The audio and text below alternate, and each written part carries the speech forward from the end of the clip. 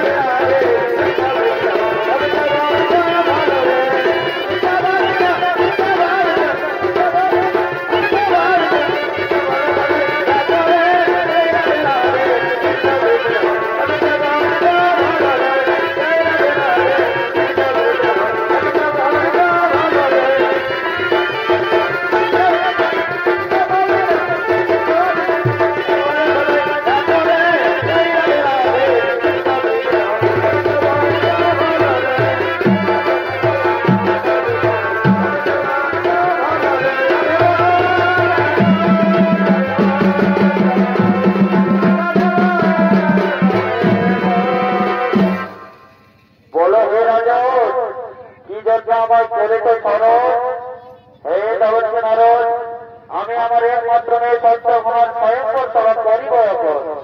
কিন্তু এই অল্প সময়ের মধ্যে আমি কোথায় পাই সুপাত্র?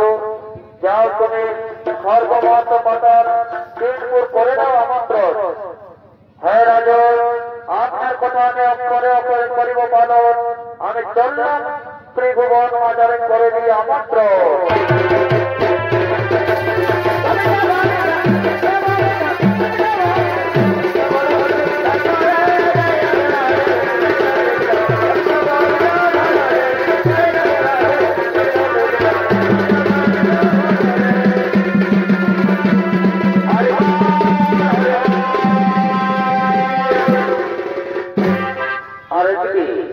এদিকে জমিতে লাঙ্গল দেওয়ার জন্য আসছে রাজা মসজিদের দুই প্রজাগর পূজা হতার দাদা অনানা বোমা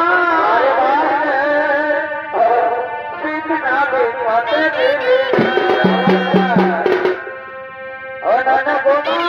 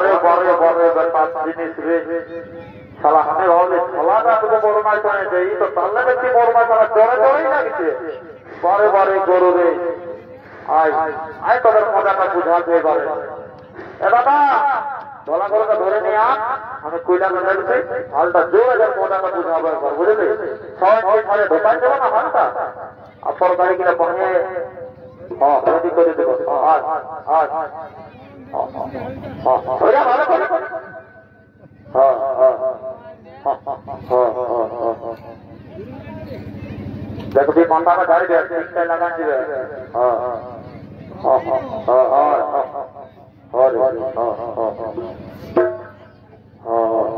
ভালো করে দূর হ্যাঁ আরে আরে ভাই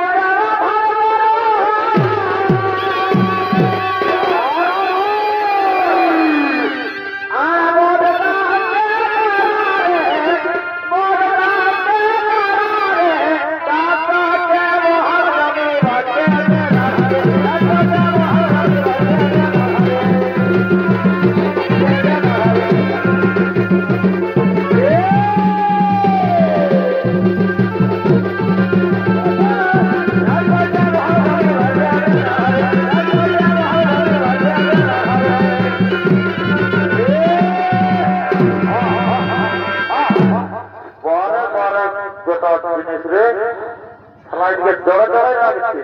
হ্যাঁ বয়ারি করতে ভালোই পাচ্ছে। আর ঘরটায় চোপাক না ঘুরতে ঘুরতে দিলে হাই কলটায় মোটর হয়ে বসে বারে বারে গরু রে এত যায় দেখ দেখ দেখ দেখ গরুটা বসছে না বলে দেখ দেখ দেখ দেখ দেখ তারপর ভোটটা হবে রে।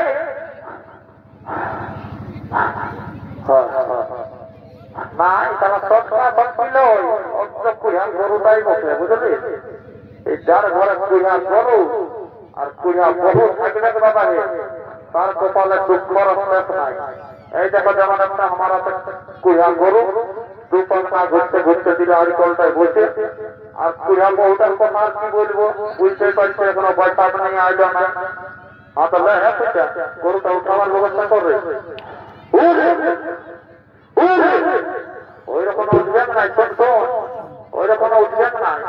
তবে কি করতে হবে দাদা কুড়িয়া গরু মতো ওই রকম উঠবেন না।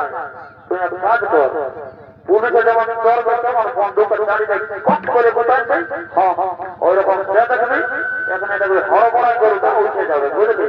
আচ্ছা ঠিকই আছে তোর বেড়ে বুদ্ধি দাদা। হ্যাঁ তো ঠিকই আছে এই দিলি এই দিলি এই দিলি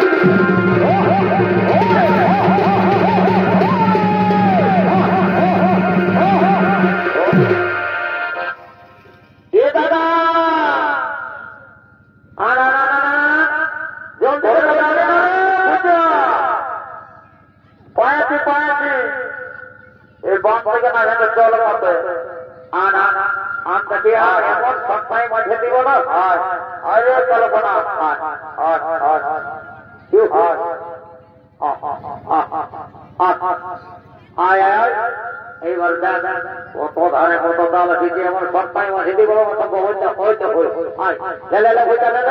ভালো করে জোর দেখে এবার সবটাই মাঝেতে বসে টাকা কাটলে যেমন যায় নাই সবটাই কাটতে দেবে সবটাই মাঝেতে ভালো করে ভাত তুমি সবটা জোরে দেবো বুঝলি।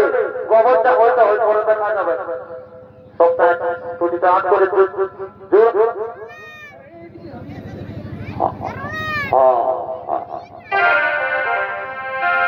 अरे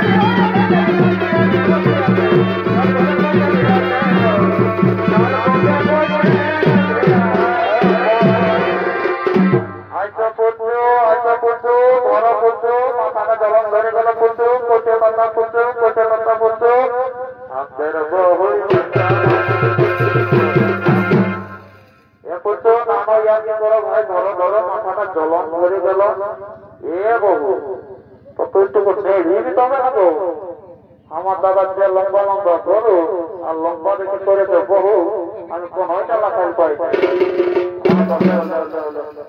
ধরো ধরো ইয়ার কি করো ভাই ये माँ क्या बहु तुझे बुझाई नहीं आती थी नदी को ये तो पता आते थे हाँ तो क्या तो दादा पता रहा एक तो तेरी है गला कैसे बुझाई गोरु गोरु ना हवा के दे हर बार घुरे घुरे হ্যাঁ তো ঠিকই আছে, তুমি তাহলে দাদাকে চড়াইছি।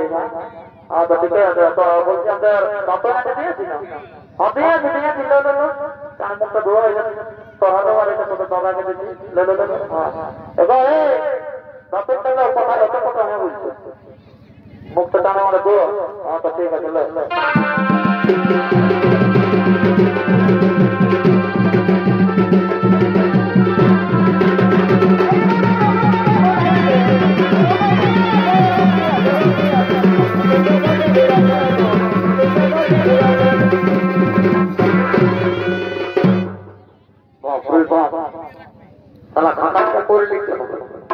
অনেকদিন থেকে তোমার খেয়ে খেয়ে যেতে এমন মোটাই খেতে, তারা খাটাকে একটু ভালো করে করতে হবে।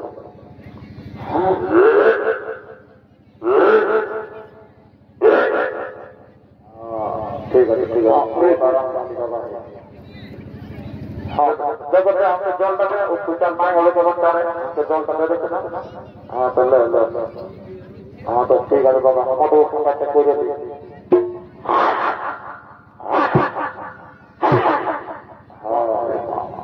একদম জীবিকা একদম পাতলা হয়ে গেল।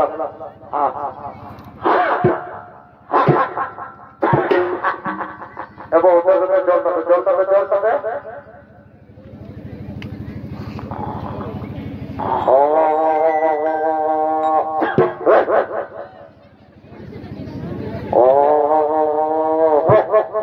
ঠিক আছে ঠিক আছে ঠিক আছে, দেবো যে চারজন রঙের ভোগ লাগছে হালের পাকে ঘুরে বলে আধার থানায় পাবি, আর তারা পৌঁছে যাবে তারা পাবে নাকি?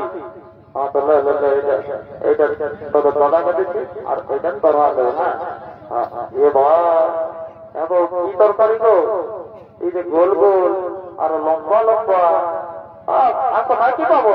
তারা তো তোমার ভাই হাত ধোয়া নিয়ে ঘরে এসে ঢুকলে, আমি মায়া মানুষকে কোথায় কি জোগাড় করে বলো না? ওই জায়গায় যেটা নামকুলের দোকান, নামকুলের দোকানে সোয়াবিন বই আর আমাদের কেদার কলেজে খাটটা ছিঁড়ে আছে, ছিঁড়া কেটে দড়ি মাথা দিয়েছি। বাবা বাবা বাবা বাবা, তোর মতন বহু যখন বাংলার ঘরে ঘরে ঘরে মা আমার এই যে সোয়াবিনে বড়ি আর ছিঁড়া কেটে দড়ি, তাতে এত লাগছে মিষ্টি, আজ আমরা পেট ভরে খেয়ে নেব বহু।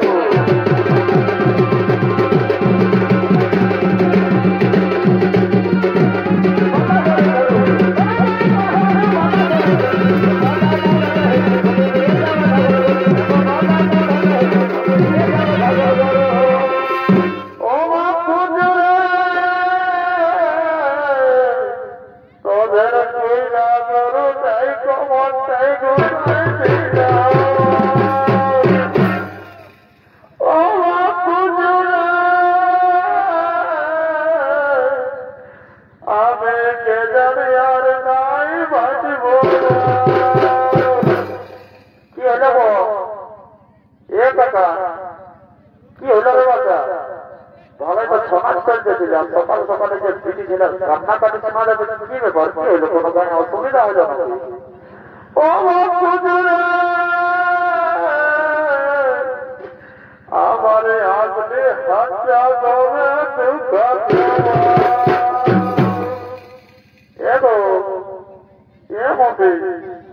কি হইলো রে বাচ্চা? কথা তোমাদের শাসনে শাসনে খুশলো নাকি? ভালোই তো তোমরা ফ্যান লাগবে, ফ্যান ফ্যান লাগাই নিয়ে ছানার দেখতে এসেছিলে, আর এই যে সকালে কান্নাকাটি করছে, কি ব্যাপার বলো না? ও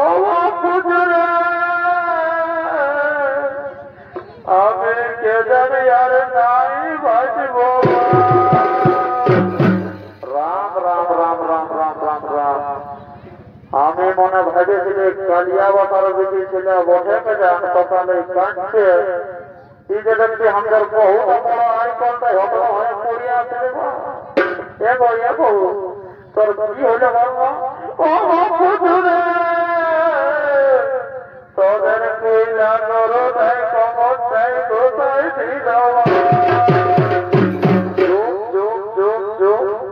তুই আমার আর মান সম্মান কোনো রাখলিস না। হ্যাঁ বলবো, যদি বলো রে তো মারে তো তুই খাট ছোড়ো রে, তুই আমাকে বাপ বলে বলে আর কাঁদছিস।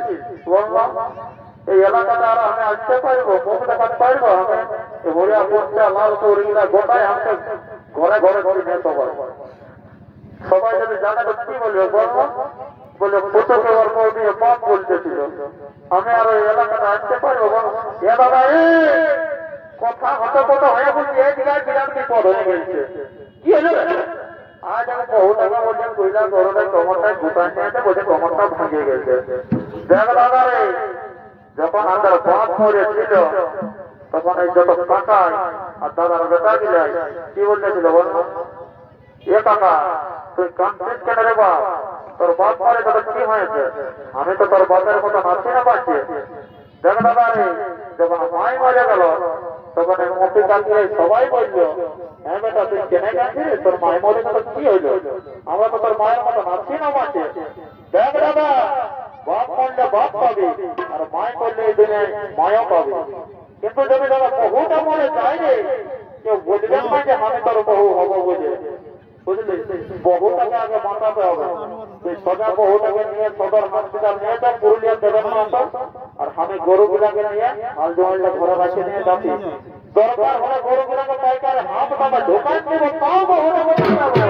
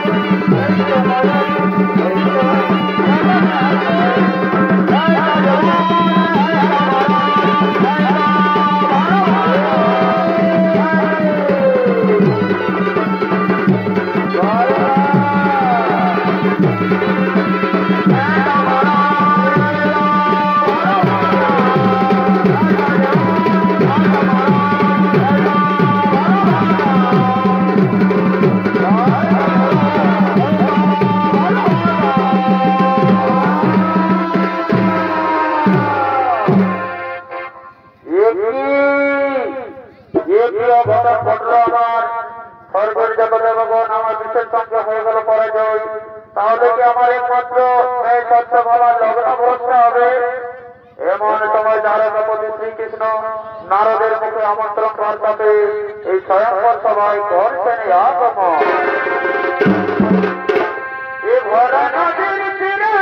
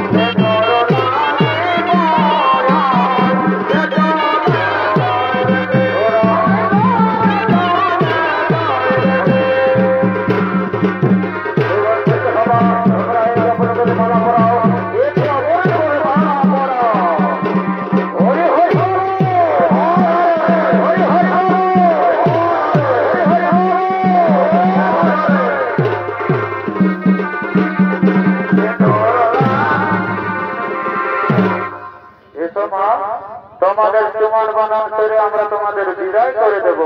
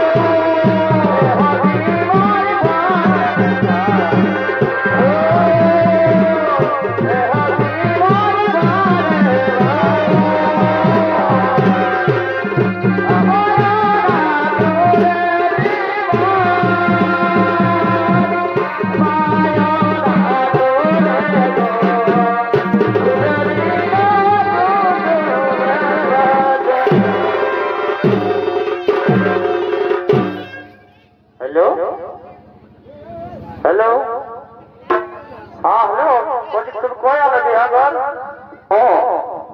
बाड़ी तो उसका ध्यान बाकी चीजें बैठे जल मदद के लिए तो तुम्हें आगे बोलते पड़ते थे हमें आए हो क्या बोलते थे हमें नहीं आती ना आए थे बुझते देखবে বড় হয়েছে আমি এখন নাই যেতে পারছি তুমি বিয়ে করতে পারি করে আই যাও তো আমাকে বললে আমার আমার মাই করতে পারবে না তোমার জন্য আমি নাই বিয়ে করে তুমি যেন দোকান মিথ্যা কথা বলতে শিখেছো हाँ हाँ हम जाने तुम्हें तुम्हें दादा ससुर घर থেকে तुम्हें যাওয়া আসা করছো নাকি हाँ तो ठीक है हाँ तो ठीक है मेरा मेरे हमारे चले गया हम तुम्हारा सा नहीं करी वो ठीक है हाँ जा जा जा अरे এদিকে দেখেছিস কোন দিকে রে এইদিকে দেখেছিস এইদিকে রে আরো খারাপ কোন দিকে যাই ওদিকে আমার রে তাহলে কোন দিকে এইদিকে ওদিকে তাহলে কোন দিকে যদি ফেলে আসে আর আয় বরাবর রে সালা এইদিকে ভালো এইদিকে ভালো ও বাবা হ্যাঁ নাচ দেখেছি কিন্তু এখন দেখলি বল কি বলছি এখন বল বলছি তুই এই না ডাহাই থাক আমি যাই ওর ফোন নম্বরটা নিয়ে আসছি বুঝলি দেখ বিহা করবো না তাহলে আমার ছোট ছোট মিলে বিহা করলো রে ভাই আর আমার যে বিহাই হতে নাই যদি বলি আর ফোন নম্বরটা পাই তো বিহা ঘরটা এই বৈশাখ মাসের মধ্যেই পার করে দেবো বুঝলি তুই এইটুকু ডাহাই থাক যদি কেউ আসে তো তোকে আমাকে খবরটা দিয়ে দিবি হ্যাঁ তুই এটা ডাহাই থাক আমি যাচ্ছি ফোন নম্বরটা নিয়ে তো তুই যাচ্ছিস যা ঠিক আছে আমি এটাই আছি যদি কেউ আসে না তো আমি ওকাতে আমি ভঙ্গা কানা তো চান ভাবি তো বুঝলি আমার কামাইছি বাতাই हाँ तो ठीक है तुम ना डांस था हमें जाए वहाँ और तू जाए आज तो बिहार वाले मुझे देखना आते हैं फोन नंबर हमें नहीं आज से बोले हाँ तो ठीक है तो आगे ना डांस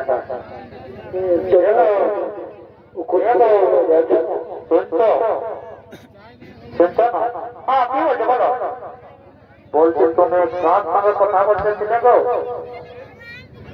हमें ना हमें हमारे पास रह सकता कथा बोलते सुने ओ वाह हमारे के जान ये दोनों में तो नाई दबा है मना होते साथ दोनों में हमारे बिहार कोई नाई के जान भागे फिर ये जगह देखे तुम्हें पोशाक मगर मध्य छामड़ा तालो पांचे हो किंतु नाई दबा है ये तो आगे ले सेटिंग आते हमारा बिहार होगा नहीं ठीक है हाँ तो बोलती कि तुम्हें बिहार घर की करते हैं तो वो हमें ना हमें सत्ता भगवान ने बोलते हैं ना कोना था और हमें मोती भी दी वो है मोती तो लोग देना चाहिए संगे तो रात करते हैं जो मोद खाने मतला न करते ना जो राम राम राम वो मोद हमारे पास नहीं है बुझले ना আমি হয়তো যে শ্রীকৃষ্ণ বলতে আছে না কেন যে ঘোড়ার মতো ওর আমি আমার বেটা ভাই বলছি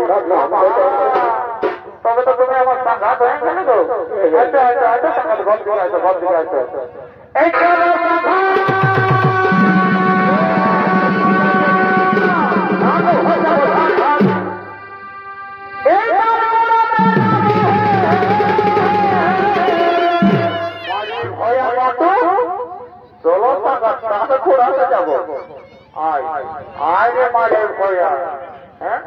এই বিহা ঘরে আছে লোকের তারা কোথাতে যাবে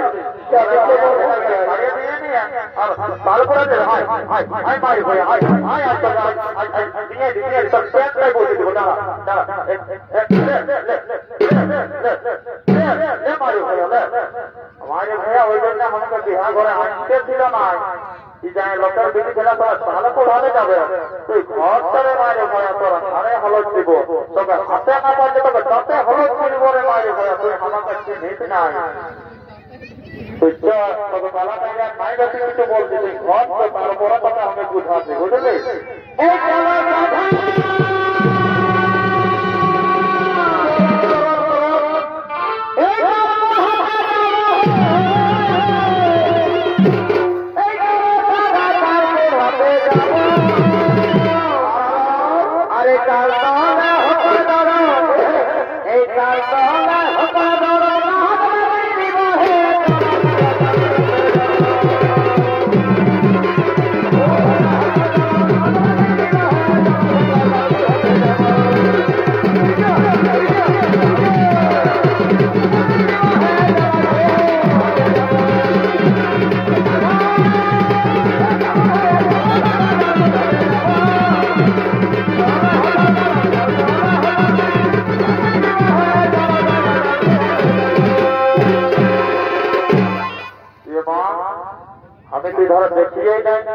তুই রাজা ঘরের বিহা ঘর বলে অবকাশ চলে আসেছিস তো কোন সে কম শাড়িটা হলো পড়িয়াই ধন্যা ধন্যা আমার বহুটা জিতেছে বাবা ছায়াটার বেলা তো পড়ি চলে আসছে রাজা ঘরের ভোজে ভাবছে যার খাসি মাংসই পাওয়াবে দেখছি শাড়িটা সুদ্ধা পড়তে ভুলে গেছে বারে বারে বেশি ছেলে